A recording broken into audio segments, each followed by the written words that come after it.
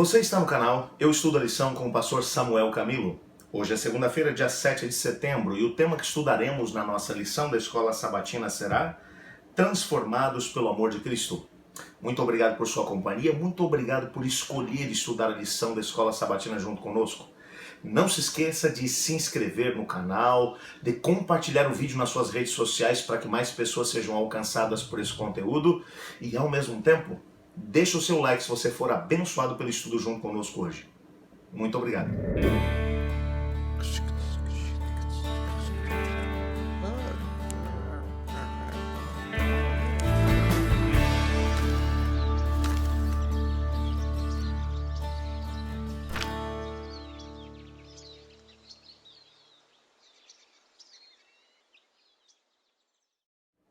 Quando olhamos para a maneira como Jesus lidou com seus discípulos, e nós já falamos sobre isso no início da lição dessa semana, os discípulos de Jesus, todos eles, sem qualquer exceção, todos eles são descritos de uma maneira em que você percebe os defeitos de caráter, os problemas que eles enfrentavam, as dificuldades, os desvios de comportamento que eles tinham, a motivação que eles tinham em relação ao reino de Deus. Dois dos discípulos que são apresentados dentro dos evangelhos e que o nosso guia de estudos hoje vai falar um pouquinho a respeito deles, é Tiago e João, os dois filhos de Zebedeu. Dois indivíduos com uma personalidade forte e ao mesmo tempo que possuíam grandes ambições. Eles tinham uma visão de que o Messias viria no seu tempo. Quando analisamos, por exemplo, a forma como, no próprio período intertestamentário, as profecias, principalmente as profecias de Daniel, foram interpretadas e como os judeus, mesmo do tempo de Jesus, compreendiam que era aquele o momento da chegada do Messias, algumas pessoas se prepararam para isso.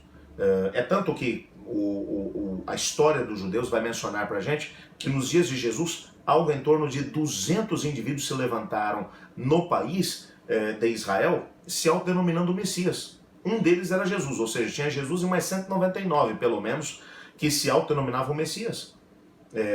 Quando o verdadeiro chega, por que chegaram tantos falsos? Porque aquele era um tempo de cumprimento de profecias, e quando você olha principalmente para a profecia das 70 semanas de Daniel, você percebe nitidamente que o tempo do aparecimento de Jesus, de forma matemática, chegava até ao tempo do aparecimento dele aqui na terra, o tempo do seu batismo, o tempo em que ele deveria ser morto e assim por diante. Portanto, muitas pessoas seguiam Jesus. Tiago e João começaram a seguir a Cristo. O grande problema das pessoas dos dias de Jesus é que eles tinham uma visão completamente distorcida a respeito daquilo que seria a obra de Cristo Jesus aqui na terra. A maior parte das pessoas imaginava que Jesus viria para poder libertá-los dos estrangeiros que haviam invadido o país. Eles estavam sob a sujeição de Roma, que cobrava pesados impostos sobre eles, que não permitia que eles tivessem um rei, e eles imaginavam, pelas profecias, que o Messias ele viria para poder restabelecer a monarquia dentro de Israel, e que ele se tornaria o descendente de Davi, que faria com que o reino de Israel se tornasse num reino tão glorioso como nos dias de Davi e Salomão. Entretanto, a glória do reino de Deus aqui na terra, trazida por Cristo Jesus, seria a glória de um reino espiritual, no qual ele salvaria as pessoas, não apenas o reino de Israel, não apenas o país de Israel, não apenas o povo de Judá, de Jerusalém, mas ele queria alcançar cada tribo, povo, língua e nação. João e Tiago, filhos de Zebedeu, quando receberam um chamado para poder seguir a Cristo Jesus, esses dois indivíduos eram sócios de Simão, que acabou recebendo o nome de Pedro.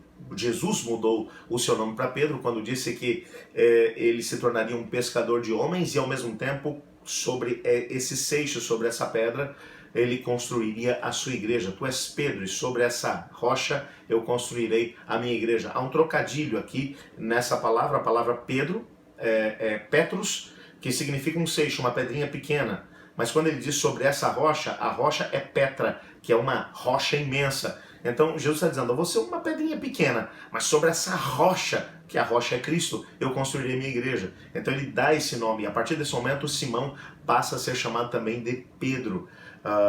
E eles eram sócios, Pedro e Tiago e João eram sócios. E Jesus chama primeiro a Pedro e depois chama a Tiago e João para poderem segui-lo. Eles o seguem. E você percebe nitidamente nos evangelhos que eles tinham altíssimas expectativas em relação ao reino messiânico de Cristo Jesus.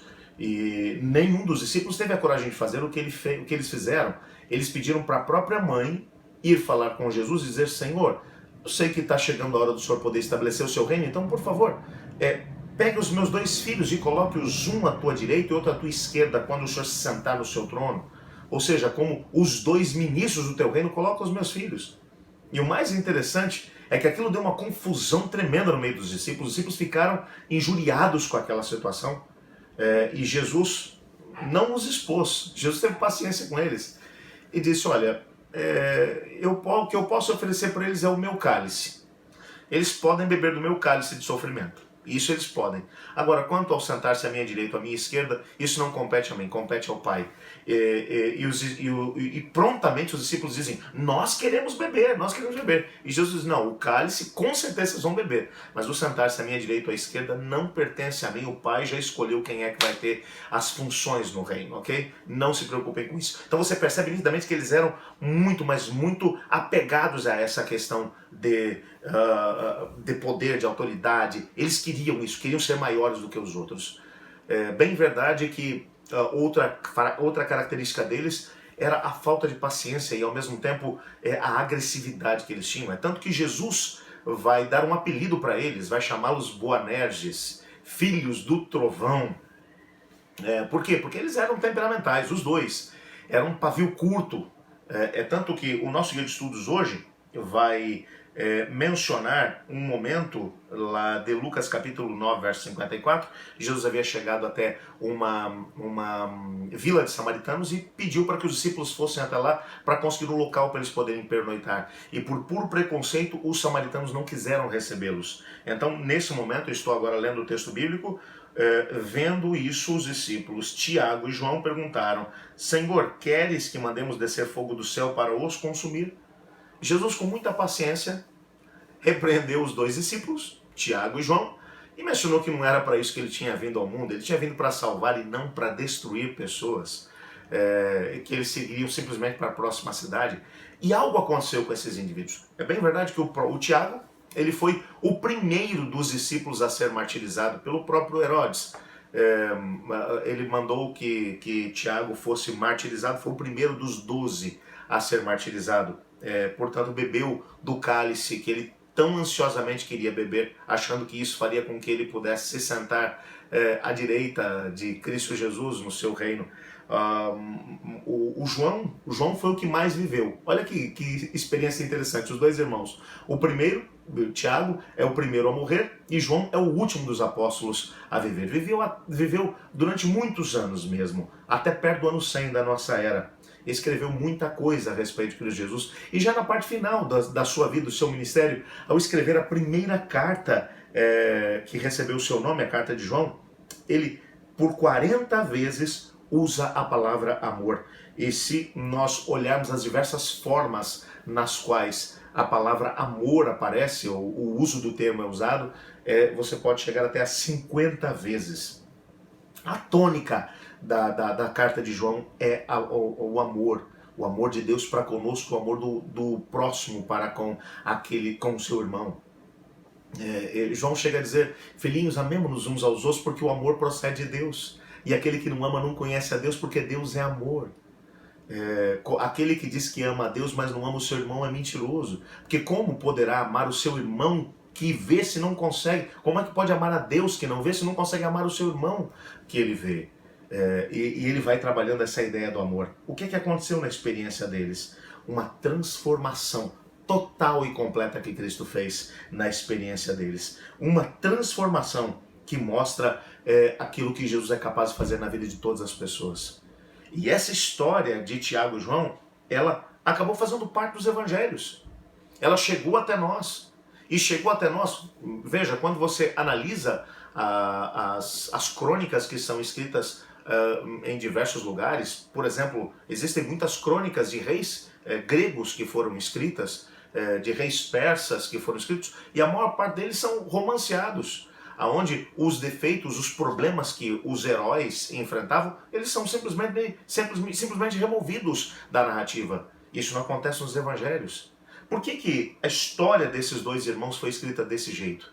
Para que eu e você pudéssemos perceber que mesmo que tenhamos problemas de caráter como Tiago e João, nós podemos ser transformados pela graça e pelo amor de Cristo Jesus e nos tornarmos homens e mulheres como Tiago e João se tornaram, homens e mulheres que representam o reino de Deus aqui na terra. Eu queria orar para que Deus nos ajudasse não apenas a experimentar esse tipo de encontro com Cristo Jesus, esse tipo de vida com Cristo Jesus, de transformação, mas ao mesmo tempo testemunhar daquilo que Cristo fez na nossa vida, para que isso também aconteça na vida de outras pessoas. Ore comigo. Obrigado, Senhor, pela história de Tiago e João, os filhos do trovão, que foram transformados pela Tua graça. Ajuda-nos a podermos passar pela experiência de transformação e de termos a possibilidade de poder dar o nosso testemunho para aqueles que estão à nossa volta, para que eles também sejam inspirados a viver a mesma realidade. Pois em nome de Jesus que oramos. Amém. Eu estudo a lição. E você?